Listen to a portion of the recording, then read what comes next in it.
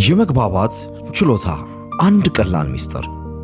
ጥሩ ተናጋሪ መሆን ማለት ብዙ መናገር አይደለም። አንድ ቀላል ልምድ የመግባባት ችሎታን ሊያሻሽል ይችላል። እስኪ ከዚህ ቀጥሎ የሚዘረዘሩትን በሕይወታችን ላይ ለመተግበር እንሞክር። የመጀመሪያውና አንደኛው ከመናገር በፊት አዳምጥ የሚለው ነው።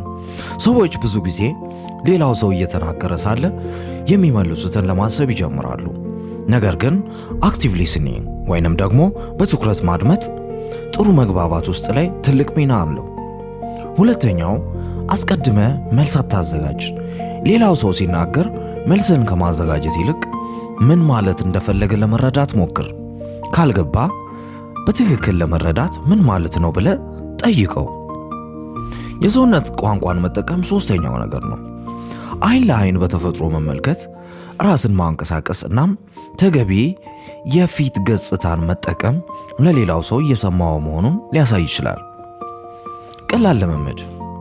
ይሄ ደግሞ አራተኛው ነው። ዛሬ ከአንድ ሰው ጋር ስትነጋገር ቢያንስ ለአንድ ደቂቃ ሙሉ ለሙሉ እሱን ለመረዳት አትኩር። ከዚያ የተናገረውን በአጭር ቃል አስተጋባ። ጥሩ መግባባት ማለት ሁል ጊዜ ብዙ መናገር አይደለም።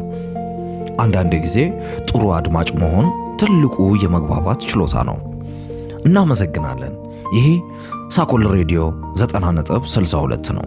መልካም ጊዜ ይሁንላችሁ።